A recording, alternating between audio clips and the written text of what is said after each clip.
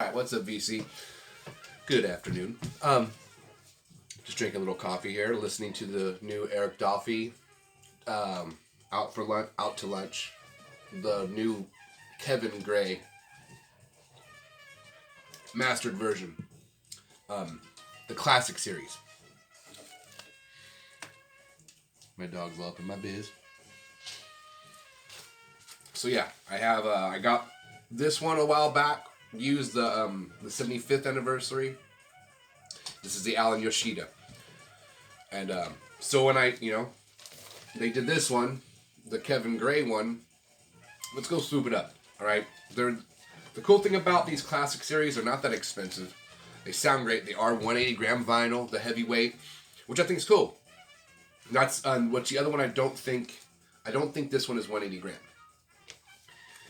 And this one sounds great already. So I was like, man, okay, let's hear, because I know Blue Midnight, or Midnight Blue or whatever, the Kenny Burrell.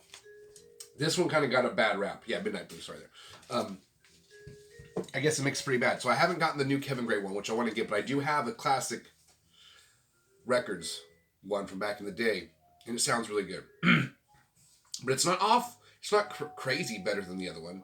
And so I did a shootout with these ones, which I've already said. I put on the Kevin Gray one first. Listened to the opening track, like the first minute. Switched up, went to this one. Went to the Alan Yoshida. And right off the back, it's a quieter mix. You recognize, that's one of the things you notice. And then is it crazy better than the Kevin Gray one? It depends how good your ear is and how good your stereo setup is. But just right off the back, it does sound better. Now again, sounds of preference. I will say the Alan Yoshida mix seems to be a little smoother. And the Kevin Gray one's a little more in your face, a little louder. Hey, my dog's now just chewing on the rug. And it's a little more in your face. It's a little louder. There's parts on the opening track where it just goes pop. The horns come in barely for a second. A lot louder. Those little tiny parts. The trumpet, more noticeable. I mean, you could hear it obviously on the Alan Yoshida mix. The trumpet is cutting through a little more on the Kevin Gray mix. The ride stands out, like when he stops, he hits the ride on the last hit. You can hear it ring out on the Alan Yoshida one, but on the Kevin Gray, it's like rings out for a long time. And so there's just tiny things, but again, if someone was like, I like the Alan Yoshida mix better, I think that one's better. They're not wrong. They could enjoy that mix better. You know what I mean? It just really depends what sound you like. I shouldn't say that the Kevin Gray one's better. It's different. And it sounds a little different.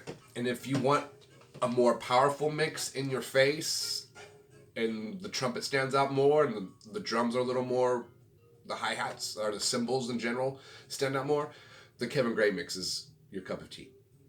I don't think I've ever used that phrase, unless I'm like saying I'm going to drink a cup of tea, but it's cool. It's worth getting. I definitely want to get, I don't know why I can't Midnight Blue. I want to get, I already have 2 copies of this one, so it's like, I might as well just go ahead and get the 3rd copy. Because I'm curious, it's on 180 gram vinyl. It's mixed straight from, it's from the master tape. So that's pretty cool, which I don't know if the Alan Yoshida one doesn't really say anything. And I guess I could go on Google and read up about it, but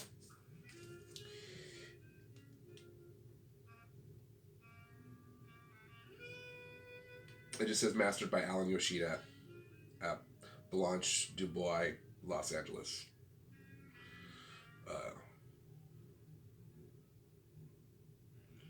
I don't know.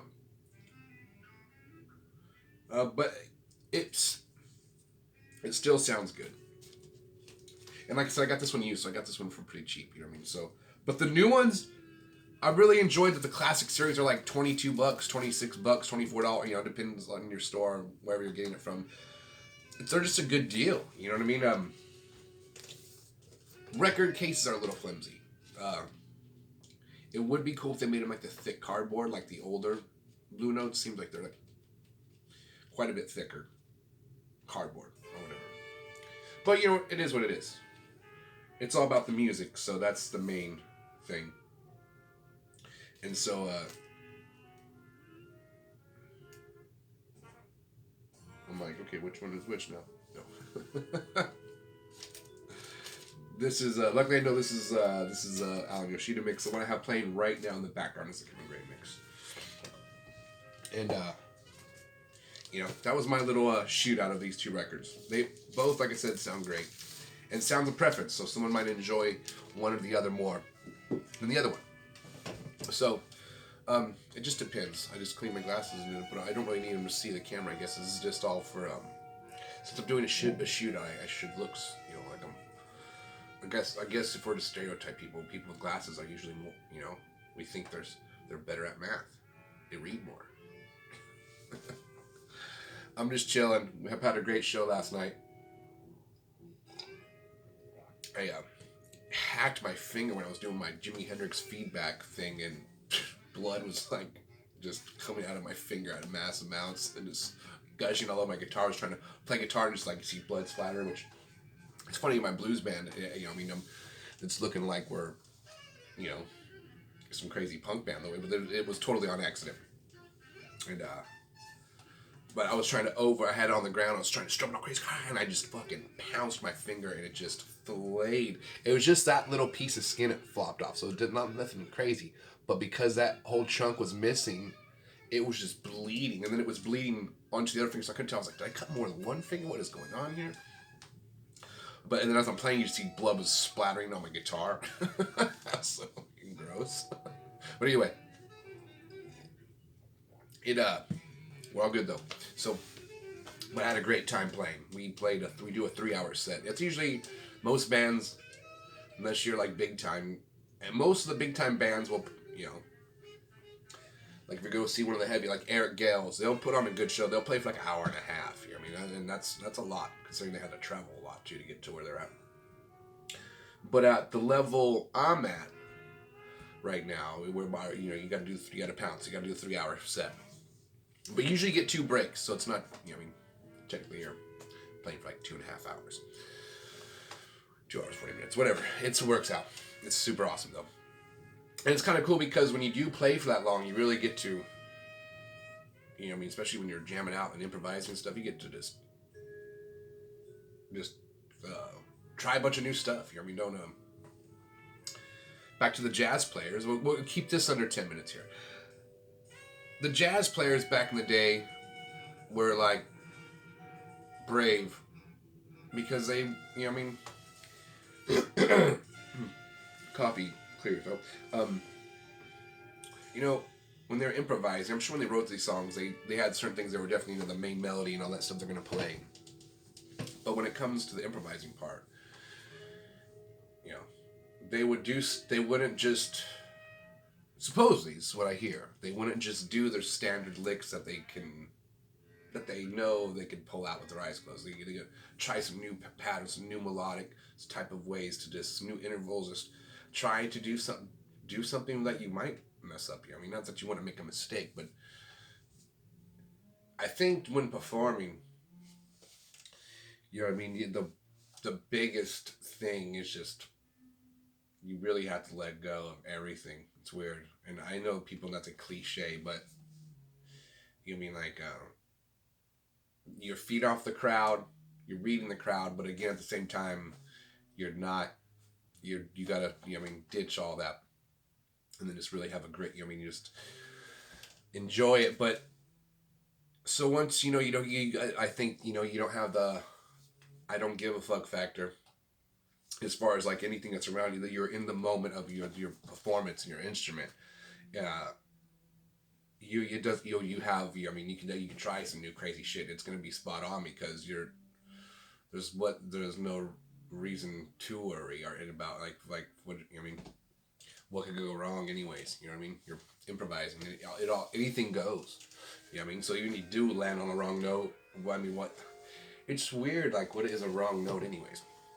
Now, if you're playing a song that we've all heard before, and then we're expecting that next chord or whatever, and you miss it, then yeah, I mean, that's when you could probably use the word. Oh yeah, damn, oh yeah, I might have hit a wrong note there, a wrong chord. It was a mistake. Big deal. No big deal. When you're improvising, you know, what's the wrong note? You know what I mean? J.D. Simon, when I seen him, he hits all kinds of crazy, and he's like, he definitely stays in the key on certain aspects, but he goes, the fucker just goes wherever he wants to. I mean, they like a lot of stuff that you would think. You know, this is one of my favorite guitar players. I put him up. He's definitely a legend. Super, one of the nicest people you'll ever meet if you get a chance to meet him. But he's very, he just does all kinds of stuff where you were thinking, there's like no way if you heard him just do it by itself like that would work maybe. But with the band, while he's ripping, he'll do some weird stuff that diatonically it shouldn't fit, but who cares? Like, I mean, let's hear some shit collide and cause tension musically. So anyways, let's end on that one. This was all a shootout that somehow delved into performance and improvisation and all that good stuff. Throw a comment if you're a musician. Maybe you have some opinions about this. I'd love to hear about it. And then also about the main topic of this video was that Eric Doffey Out to Lunch. And I found this album a while back. I just seen it. I really did not know who Eric Doffey was, but I recognized Freddie Hubbard, Bobby Hutcherson, a big fan of, and Anthony Williams. So recognized, but man, this album was just like crazy good. Did not expect it to sound the way it did. It's not like it's a lot different than most jazz albums of that era on Blue Note. So, anyways, coffee burp. Like and subscribe if you enjoy these weird long rants. It's supposed to be a 6-minute, 10-minute. Now we're going like 14. And check out all the others. Tons of great channels. And I always talk about this. So go check them out. You obviously already know this. You're on YouTube, but don't let YouTube send you down the dark rabbit hole. You know what I mean? Like, stay focused. Keep that algorithm focused. Okay. Kitty cats, dolphins, surf, VC channels. Okay.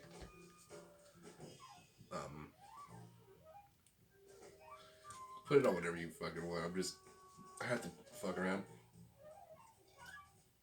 You gotta have fun in life. Not like have fun, but you gotta just enjoy it. Keep it positive, though, is I think my point. So on that one, play vinyl. Stay positive. I'll see you guys next time. Lates.